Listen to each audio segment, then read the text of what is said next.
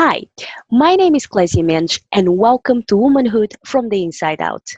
In this interview series, we'll be discovering what is the nature of the womanhood from the inside out, why it's important, when does it show, how can we identify it, and what are the implications of womanhood from the inside out.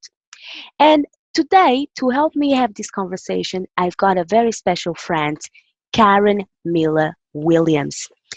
Karen is a mental health nurse with over 30 years experience pointing people to their emotional well-being. She is a coach, counselor, mentor, and consultant for people wanting to have less stress and more joy in their lives. One of her hopes is to educate those working in healthcare with this understanding so that they will pass less stress in their own lives and can share this understanding with their patients, colleagues, family, and friends. Welcome, Karen. Thank you, Clésia.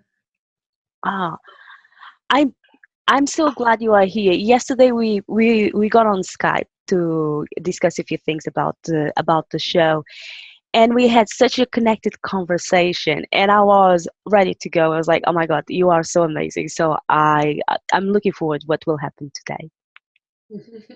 Me too. So, in your perspective, what is womanhood from the inside out? What sort of challenges the Western women are experiencing, and how do you see it or perceive it as a challenge? What is your experience? I looked up womanhood and I thought it was interesting that what they're speaking to is what is the natural being? What is the natural being of a woman? Mm. And I think that in today's world, there's more people that are doing than that are being. We tend to have thoughts about how we should be. If we're doing well enough, we are constantly comparing and judging and worrying about being, which is not a hard thing to do. Mm. The doing that is difficult. If everyone moves back to a state of being, just a human being, there's a sense of ease and there's just a sense of knowing how and what to do without, it's like learning to use that feminine intuition that we talk about to get in touch with that very thing that most people are on the search for. Most of their lives, people are looking for something to make them happy, to make life easier, to not feel that they're overwhelmed, whether it's in work or in the family life. Another thing I thought about, which was interesting after we spoke yesterday, was how many women I've known throughout the years who didn't feel that they were good enough if they were just being a mom, Oh, being a mom at home, or someone who would think that they, just aren't as good as they can be, and that the times that we put ourselves on that judgment platform and we're worrying about if we're worth anything, if we're feeling bad about how we have already, let's say, risen, raised our kids or what we've done, if we're always worrying about what was or how we've been, it keeps us from that being that we're all wanting to be, that best person. So it's an interesting to see how much we're in our thinking heads mhm. rather than being in that state of just being and knowing and letting that be what kind of comes to the surface. Almost every mother, there was a movie many years ago, um, and I don't know that I'll recall the name right now, but it was about a young couple. They were just little kids at the time that were stranded on an island. Mhm. They ended up growing up and being humans and being developing at the same age. They kind of got into all kinds of things that they didn't know anything about. The Right. fact they had sex and then they were pregnant and had a baby, and it's like none of this was anything that they'd ever been informed about whatsoever. I think it was Right. Blue Lagoon. Oh And yes, I remember that movie. I loved it. I loved it. all from that was that in not knowing anything, she just thought she was getting fat. She didn't know what was happening. Then when she had the baby, she didn't have any idea what that was. But there's this natural sense of things being that all happened. Like she knew exactly what to do. Once the baby came, she was just holding it and it started breastfeeding. And it's like more of us are worried and thinking about things and not allowing for just the natural wisdom and common sense to kind of come to its own, for us to experience more of that. And when I speak about and I use motherhood as just for an example, not that all women are mothers, but I had a client one time who had 4 kids that she felt that she had not done a good job with them. She was really feeling guilty about how she had been. She thought she'd been verbally abusive, not physically abusive, but she felt that she'd been really hard on them and that she had not done a good job. And she was really beating herself up in my office. Figuratively, but she basically was expressing all this guilt. And in normal counseling or in a therapist view, they may have seen her as, oh, you've got guilt. Let's talk about guilt. What I saw, because I was seeing her with more clarity, because my mind wasn't in a thinking state, I heard how much she loved them.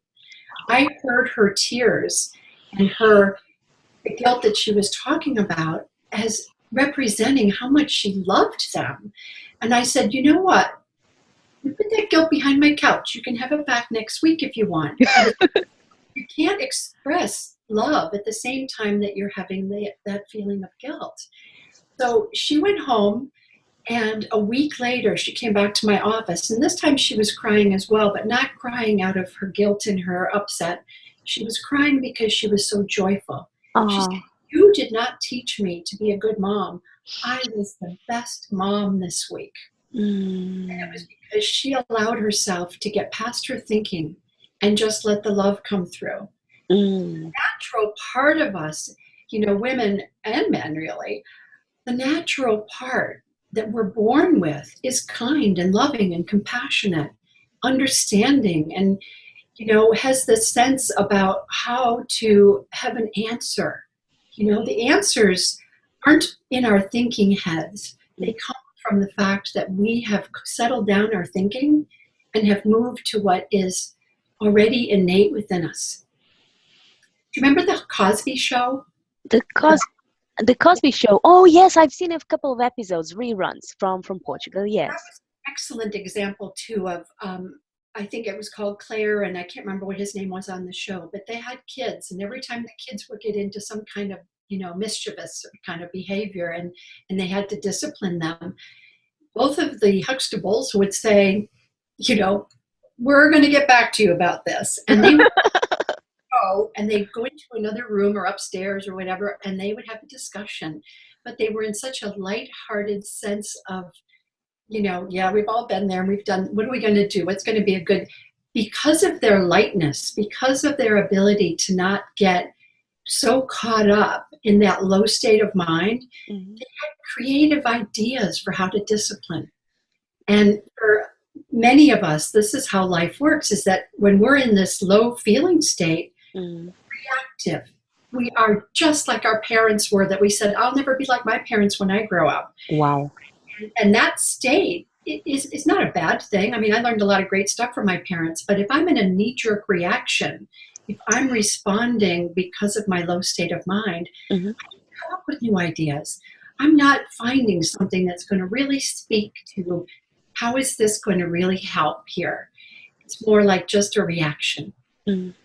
So us getting back to a state of being rather than doing, rather than thinking, because thinking is a doing. Right. That's the answer for all of us. It doesn't matter what aspect of womanhood we're speaking about. If we can go to that place where we're not having judgment and instead we have understanding, we understand why our husband's being the way he is. We understand why our friend is kind of in a low mood and we don't take it personal. So many things free us up when we go back to that natural state that we were given at birth. Yes. Or we got into thinking. Karen, what you just said is beautiful. It was so rich. Just your first comment, I kind of launched the question, and your first comment has been so rich. And we've got so many things to discuss about already. And so we've, for example, you spoke about guilt, right? And we spoke about judgment. We spoke about comparison, all the thinking.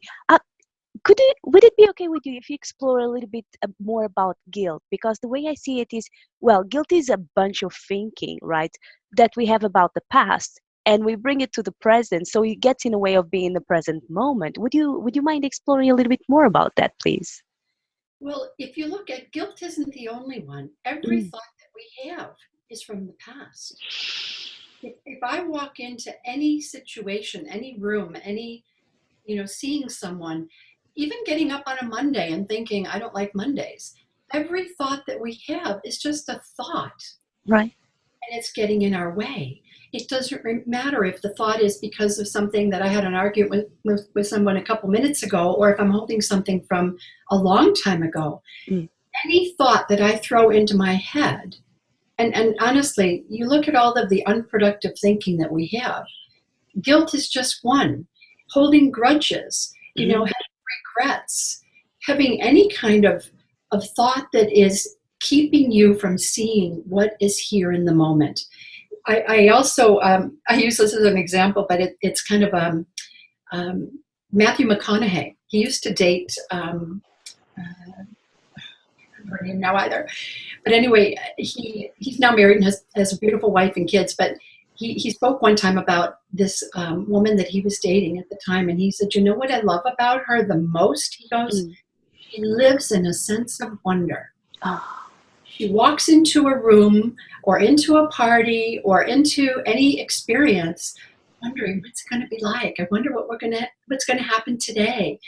Like that sense of wonder is one of the most beautiful gifts we can give ourselves. And mm, anytime we've got any thought that we're putting in our way, it's already telling you, I'm not going to like Mondays because Mondays, well, it's the first day of the week, so everybody says they don't like Mondays. That's like saying I don't like 52 days out of the year. oh. Or if you say you don't like rain, well, then you shouldn't live in a place like Vancouver. But I mean, it's an interesting thing that we would start thinking that it has something to do with what's out there. But that's what I love about this whole inside out is that when you start recognizing that every thought we have is creating our experience, it's not what's out there. For gosh sakes, Monday is just a name we gave it a day so that we can set up appointments. It has nothing to do with anything because the only day that's ever here is today. Mhm, mhm. The moment that we're in is all we ever have. So if you start carrying around, guilt is just one form, but picture all of these things on your backpack in life. Life can get pretty heavy and pretty hard when you start walking around with all of that on your back. Mm, So mhm. guilt is just one form of many forms of thinking that's not really worth a whole lot. And as we start recognizing that our thought is creating our reality moment to moment, I don't think about or try and get rid of my negative thoughts. Initially, when I started learning this, I thought, not a bad idea. It is, it's a good idea. Uh-huh. As you understand that your thinking is creating your reality moment to moment, Right. these things just kind of slide off and you recognize that, wow, I don't have regrets. I just don't carry around all these thoughts. I see it as something that is evolving, that I start noticing that my backpack is lighter. It's not because I said, let's take some of these out. Wow. So you can say, I'm not going to have guilt. I'm not going to have regret. I'm not going to have, hold grudges. But in actuality, they just start to drop away because you don't see any sense in it. It's like it just happens on its own once you Absolutely. have the understanding. Absolutely. And something that I would like to share, when I went to one of the live events, I started deepening more of this understanding, what I'm calling within the context of the nature of womanhood from the inside out. Um, After I finished the first weekend, I felt very calm. And for me, feeling very calm, number one, it felt strange Number two, it felt boring. Number three, I felt something was wrong with me because I'm people identify and say I'm a very bubbly person. I've got lots of energy, which I do. I do many things, and I love the excitement. And I mean that state of wondering or wonderment, like some also the way I say it sometimes. And but also I've got those very, some people could call very positive thinking and feelings by association. But still, because I guess I was doing the positive thinking game, right? So that was creating a lot of thinking in my mind. And some people from the outside could think, oh, positive thinking is good. And I'm not saying either way, it's still thinking. So once I saw something, that live event, something dropped away and I felt more calm. At the beginning, it felt very different to me. So I was like, okay, what's going on? I had to speak with someone because I didn't understand. It was what you were mentioning, that thinking was dropping away. Just, yeah, just like a drizzle, like rain. Yeah. You know what's interesting is that people start thinking that somehow you go to a thinking state and that where there is only nirvana, that Mm. there's only good experiences in life. And life is full of all feelings. And this is something that you get comfortable with whatever it is you're experiencing. It's not it's not that you never have pain or suffering or that you don't experience being stressed or overwhelmed or feeling bad in any way, shape, or form. All of those things still exist. But because you understand that it is something that is created from within, you're okay to just rest with it and allow for it to just pass. Mhm. There's a beautiful example that someone used about a roller coaster.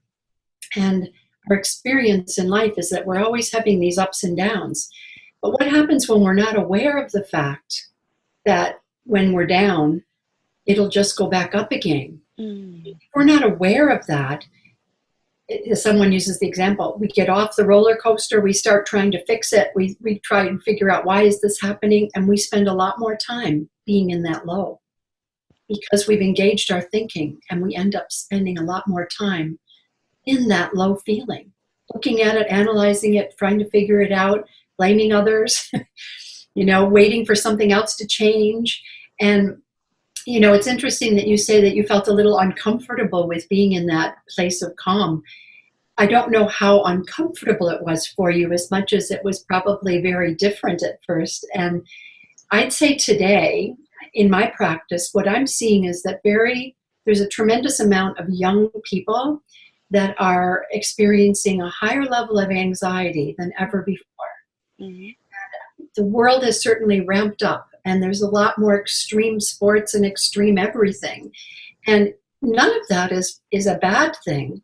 But when people tend to rely on getting their experiences from an outside source, they don't experience that you can get an extreme feeling from watching a sunset Oh, as well, and that there's so many other things that bring you beautiful joy and feelings.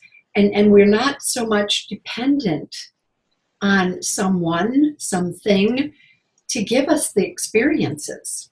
oh yeah. So, it's just one of those things where you start just seeing that there's no right or wrong or good or bad. All feelings are game for all of us. And because I feel more relaxed within those feelings, Mhm. George Pransky uses the example of when you're in a low mood, we're more graceful. And when we're in a good mood, we tend to be very grateful. Yes. There's this experience of having those feelings, and it's not as uncomfortable as it is for someone who doesn't recognize that it's coming from them. Yes. Um, it's something that occurred to me.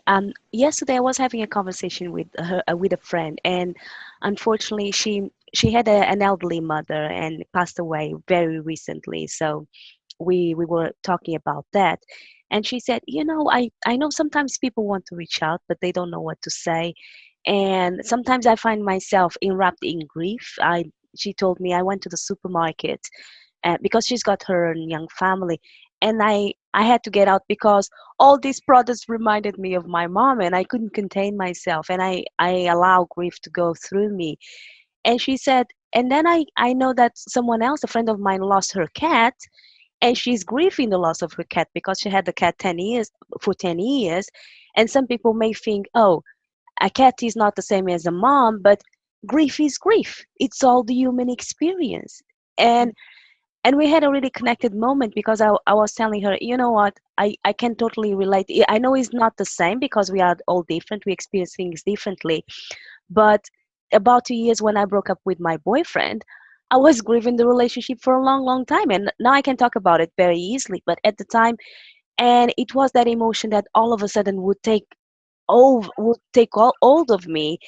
And it was very strange for me as a Korean woman. I was like, no, I'm a Korean woman. I don't do the crying thing. That is for the other people. And I had no choice because grief would just come and do whatever grief does, and I would cry and sob and so on. And yeah, and it was a roller coaster. But I'm grateful that I allow myself to experience that instead of fighting it. Obviously, if I had this understanding back then, would be more easy, would be easier and joyful for me, I guess. But yeah, there is value in the experience, in the feeling. Well, as you said, grief is something that is different for absolutely everyone. No one Mhm, can tell you what your experience is going to be like. mhm, Some cultures will say that you have to wear black and you have to grieve for many years. mhm, And that's their way of thinking, mhm, is telling them how that should go. Dickon Bettinger had a beautiful blog that he wrote once about his grandson grieving the loss of their family dog. oh, And he spoke about how the young man would come in, this boy, and he would lie by the dog bed. mhm, He'd be crying and missing his dog. But then a few minutes later, you'd see him out in the yard and he'd be playing with his friends and laughing. mhm, And children go through these ups and downs that we spoke about, that roller coaster, yeah, so much nicer than we allow ourselves to because we come in with thought. Like you saying, I'm a career woman. I shouldn't be feeling this way, or I can't let someone see this, for gosh sakes. And we have ideas that it should go in a certain way. And it's all our thinking about it that makes it harder. Somebody who, an adult, would say, I shouldn't be laughing. I just lost my husband, for gosh sakes. How could I be laughing? I mhm, shouldn't be like this at all. And they'll start thinking they need to be in that place. People wake up often to the fact that grief is an experience that you cannot put a name or a set of rules about it. There's a lady named Kubler-Ross who wrote about the stages of dying, and mhm, people start thinking that, yeah, you must have depression and anger and bargaining and whatnot. She saw that those things maybe happened within a lot of people. mhm, But that's not how everyone will experience their grief. And I had mentioned to you, there was a young man that I worked with back in Florida many years ago. He was 18, had come down on a trip from Michigan, dove into a pool, and was paralyzed from the neck down. And the nurses and the people that were working with him were feeling like, well, hey, he's not going through these stages of grief. He's not depressed. He's not angry. And what I expressed to them was that when he goes through those, you want to be there for him. mhm, But no one should tell anyone how they should go through it. That's part of our experience, is just going through the experience mhm, and not having a thought or a judgment about someone, whether they should or they shouldn't. Why aren't they? They should be like this. And we do it to ourselves as well. When my mom passed, I saw many of her grandkids, my nieces and nephews. Every one of them had a totally different experience, and you'd kind of like recognize that. Does that mean that one loves her more than the other? No, mhm, it was just that was their experience, because some were more tearful and others weren't having that experience. Maybe they were afraid and they didn't want to be around. mhm, Maybe they couldn't express something at that time. But everyone goes through their own experience. And the best thing that anyone can do to be with someone while they're going through the experience, it's not in what you say, it's you being there, just being their friend, being their family member who loves them and cares for them. And the mhm, words are not what's really important at that time. It's just being there for them while they go through their moments. Yes, absolutely. And something else that occurred to me, still while we were talking a while ago, in terms of thinking, and what some people may attempt to use external factors in order to impact their internal experience, and naturally it doesn't work because all the experience is internally generated. And for example, for me, I don't drink, never smoked, never did drugs. I don't drink. I have no interest. Yeah, I see other people. Usually they don't get good results, so I thought I think I'm not wasting any time. Why go there? And I experience a lot of joy in my life. Generally speaking, I'm quite a joyful person. So, quite recently I went down to London for a meal with four of my girlfriends, if you call them. So we had a great time, and everyone was having like really connected conversation, many insights. It was a girls' night out with this wonderful Italian concierge coming and putting drinks and so on. And I was drinking only soft drinks. So in the end, he came and he offered some limoncellos. That is a lemon liquor. I think it's about 40% alcohol. And now I don't drink alcohol. So my he was like, oh, ladies, would you like to try some? And there was like this tiny thing, little cup, and everyone got some. And I was like, oh no, I really don't need drink alcohol. But then the girls were all together, and I was like, okay, then get on. So it was a tiny glass. So we did a toast, and we drank it. I drank it very slowly. It was like, oh my god. So I had all this thinking about getting drunk. So the following day, I wasn't feeling right, and I was thinking that I had a hangover. I was like, oh my god, I think I've got a hangover. What do I do now? I'm not feeling straight. It was hilarious. So someone got me a coffee and so on. So I shared the conversation. One of my friends was saying, oh, you are a cheap date if you get in drink with drunk like that. I was like, well, I'm easygoing, but I'm not cheap. But that is the funny side of things. But could you talk a little bit about addiction and the thinking when people use external factors in order to attempt to impact the internal experience? Well, I read a book recently by a friend of mine, a colleague from Michigan, Dr. Amy Johnson, and she wrote a book called The Little Book of Big Change. Right. What I love about that book, probably more than anything else, is that she pointed to the fact that every addiction starts by having a thought. It all does. And the feeling that they need something other than the feeling they're in. Hmm. We recently saw, this was on Facebook, there was, I do believe that it was in Vancouver, that there was a doctor who had, he had put rats into a cage, and he put water, one with heroin in it and one with none. And the caged rat went back and back and back to the heroin. And it occurred to him, well, this isn't quite right.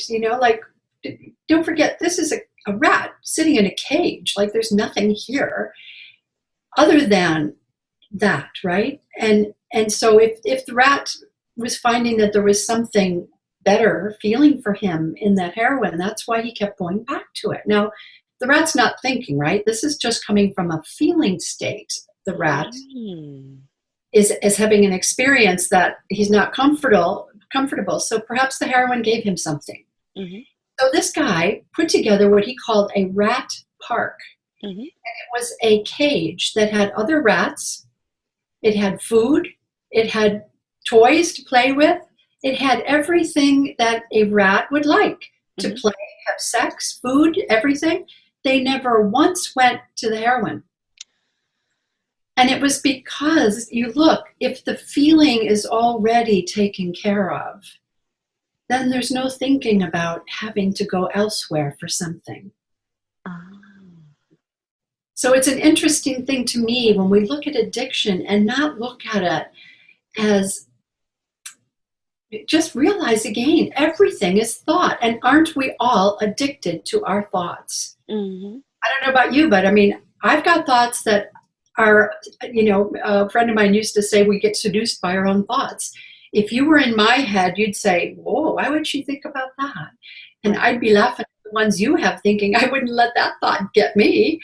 because we all have our own thoughts that we think are compelling enough to pay interest to. Mhm. So whatever that may be, if you really feel like you've got to be thinking about, if you're not good enough, that you're always having to go over and over and over every paper you ever write, that you're constantly, being a perfectionist and worrying about things, that's your addiction to that. It Mhm. doesn't matter what the thought is, but we can certainly take ourselves to a feeling state that then starts looking for something else. So if somebody's killing themselves with a workload, they're probably going to look for something to calm themselves down. We all kind of take on thinking that creates a feeling that then needs to have something to make it feel better. Mm. So I see it as being a lot simpler by just seeing it's all thought. We're all addicted to thought.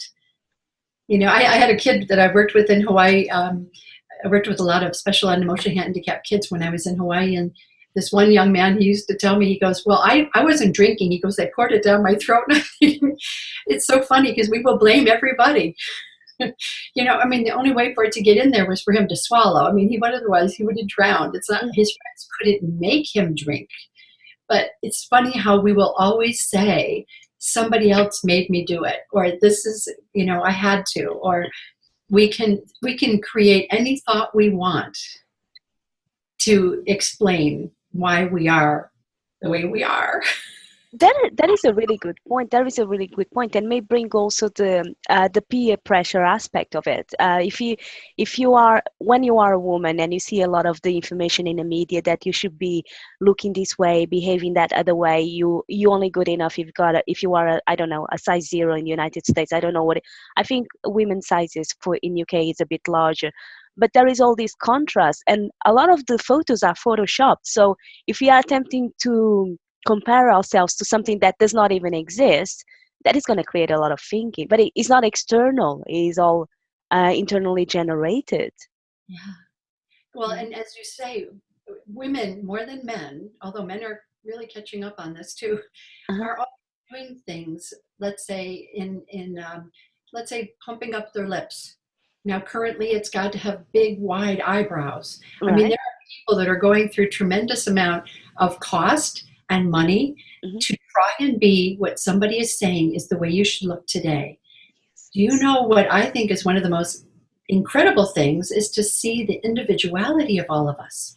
I love how all of us are different. Yes. Now, you look and you see there's so many people that now all look so much alike because they're all going for that same look. And it's like, where did the individuality go? Where did someone forget how beautiful it is to see? I love the individuality. Yes. And I think it's interesting that we want to be so much like someone else that Hmm. we've lost sight of who we are.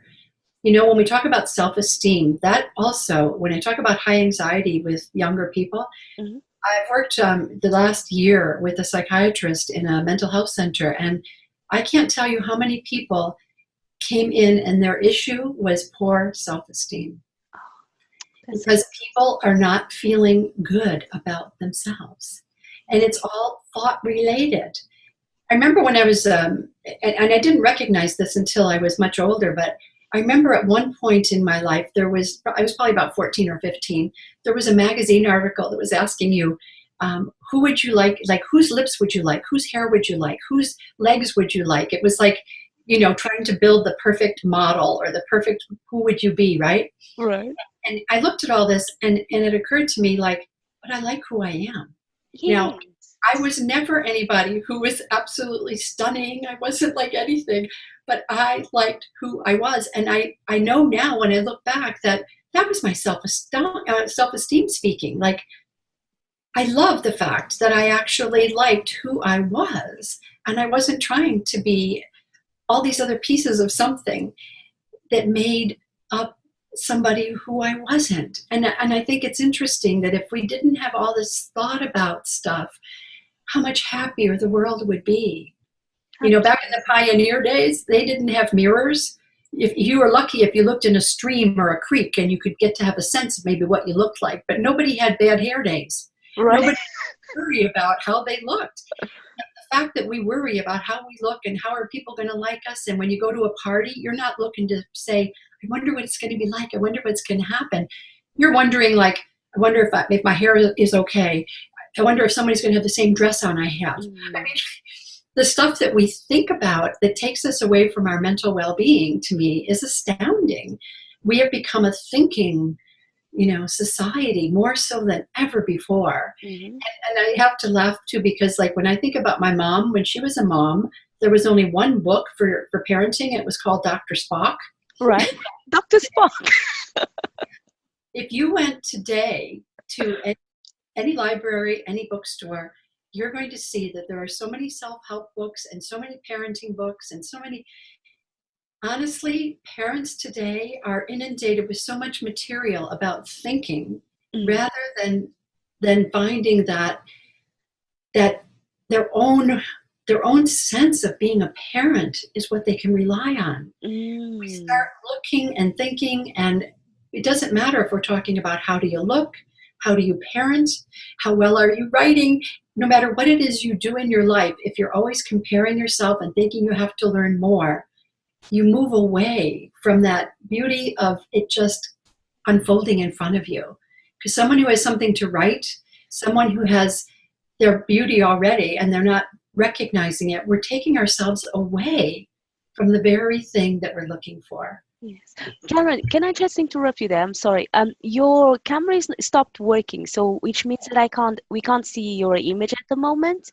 You're right, I Uh, see it frozen there for some reason. Pardon? I see it is frozen. Yeah, Yes. I don't know what happened. Um, this is what I'll do. I'm loving this conversation, so we are about to complete the show. So probably it's not a good idea to log out.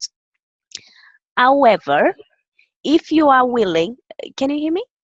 Yes, I can. Okay, fabulous. However, if you are willing, I would love to have you on the show again. So that doesn't mean that it will be the next episode straight away, but at a later stage. How do you feel about that? That'd be great.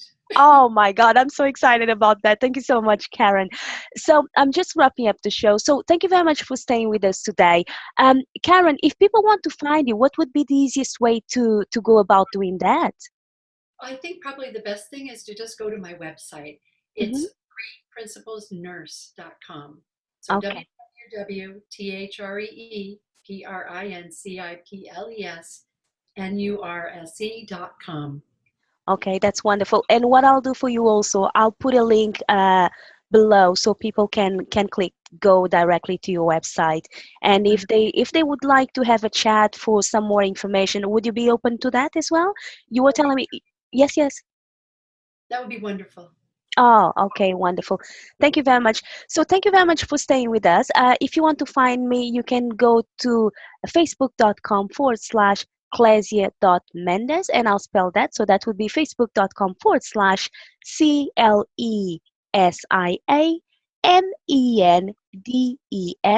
Or you can find me on Twitter. That would be at underscore Clésia Mendes, or find me on Facebook on my website. So that would be www.clesiamendes.com. Karen, would you like to leave some final words to our audience today? Sure. I would just like to say that everyone, if they were able to just realize that the only thing that keeps you from the experience of living in a nicer feeling is that you think too much. And if you realize that your thinking is what's creating exactly what you see in front of you, like your experience is moment to moment. So as that quiets down, your potential, your abilities are just, there's no end to the possibilities of what you can become and how great a person you can be, a great mom, a great friend, a great sister, a great wife. All of that is before you get into thinking too much. I love that. I love that. And after what you just said, I don't have any extra to add. Apart from, if you really like your show, remember to share with your friends, subscribe to the channel where you get to listen to more interviews with fabulous women, where we'll be talking about womanhood from the inside out. So until we see again, remember, you're probably thinking too much. Okay. Thank you very much, Karen. Bye bye. Yeah. Bye.